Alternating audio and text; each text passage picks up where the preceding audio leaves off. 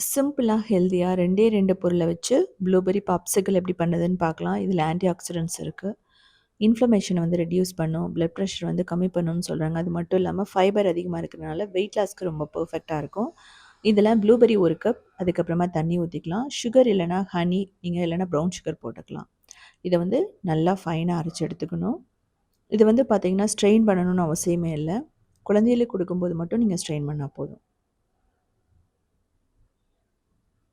So, இத வந்து நீங்க மில்க் ஷேக்காவும் பண்ணலாம். இப்போ லெமன் ஜூஸ் வந்து நம்ம பிழிஞ்சு விட்டுக்கலாம். லெமன் ஜூஸ பிழிஞ்சு விட்டுட்டு மிக்ஸ் பண்ணா போதும் உங்களுக்கு.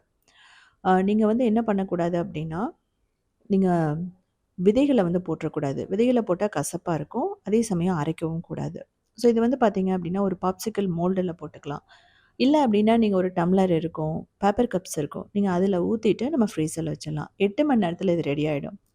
நம்ம ஒர்க் அவுட்க்கு அப்புறம் கூட இத சாப்பிடலாம். அடிக்கிற வெயிலுக்கு ஒரு பெர்ஃபெக்ட்டான, ஒரு இன்ஸ்டன்ட்டான எனர்ஜி ஃப்ரோசன் டெசர்ட்ன்னு சொல்லலாம். ஸோ 8 ஹவர்ஸ்க்கு அப்புறம் நம்ம எடுக்கிறோம். இத வந்து தண்ணீல வந்து டிப் பண்ணீங்கன்னா, ஈஸியா டிமோல்ட் ஆயிடும். ஸோ இதே மாதிரி சிம்பிளான, யூனிக்கான ரெசிபீஸ் வேணும்னா, நீங்க உத்தமி கிச்சன ஃபாலோ பண்ணலாம். கிரியேட்டிவ் வேர்ல்டுன்னு சொல்லிட்டு இன்னொரு சேனலும் இருக்கு. அது மட்டும் இல்லாம, சவுத் இண்டியன் ஃபுட்ஸ்.inங்கிற வெப்சைட்டுமே இருக்கு.